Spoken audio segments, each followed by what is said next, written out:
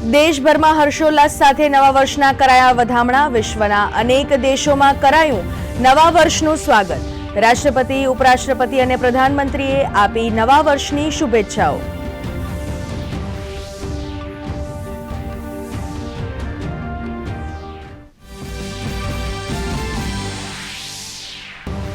રાજ્યના અનેક શહેરોમાં કરાઈ નવા વર્ષની ઉજવણી. મોડી રાત્રે ભવ્ય આતિશબાજી સાથે નવા વર્ષ 2024ના કરાયા વધામણા. તો નશાખોરી રોકવા માટે પોલીસની ટીમોએ કર્યું ઠેર ઠેર સઘન ચેકિંગ.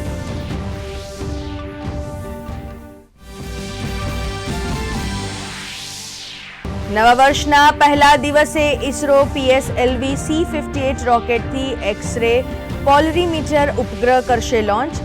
એક્સ-રે સ્ત્રોત અને બ્લેક હોલના રાઝ ખોલવામાં કરશે મદદ.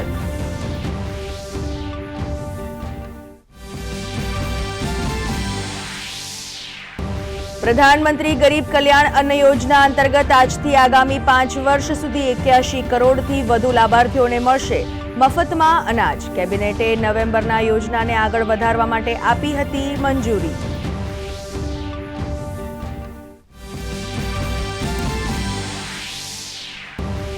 કેન્દ્રીય ગૃહમંત્રી અમિત શાહ આજે મધ્યપ્રદેશના પ્રવાસે. અમિત શાહ સાયબર તહસીલ પ્રણાલીનો કરાવશે શુભારંભ. પારદર્શી શાસનને મળશે વેગ.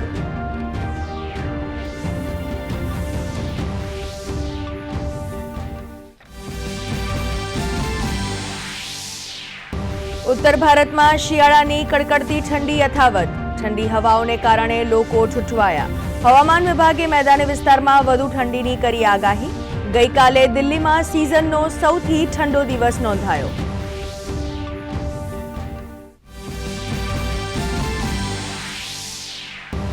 મોઢેરા સૂર્ય મંદિર ખાતે મુખ્યમંત્રીની ઉપસ્થિતિમાં યોજાયા સામૂહિક સૂર્ય નમસ્કાર.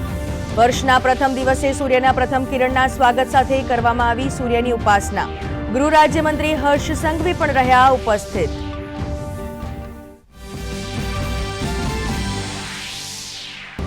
ગુજરાતના યુવા ઉદ્યોગ સાહસિકોએ સ્ટાર્ટઅપમાં દેશભરમાં વગાડ્યો છે ડંકો. રાજ્યના 9100થી વધુ સ્ટાર્ટઅપ્સને મળી DPIITની માન્યતા. 390 સ્ટાર્ટઅપ્સને મળ્યા 43 કરોડની રોકડ સહાય. તો 125થી વધુ પેટન્ટ કરાયા ફાઇલ.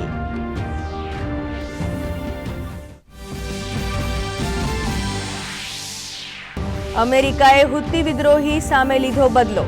હુતીઓની 3 નૌકાઓને લાલ સાગરમાં કરી નષ્ટ. 10 વિદ્રોહીના થયા મૃત્યુ. કન્ટેનર શિફ્ટ કર્યો હતો હુમલો.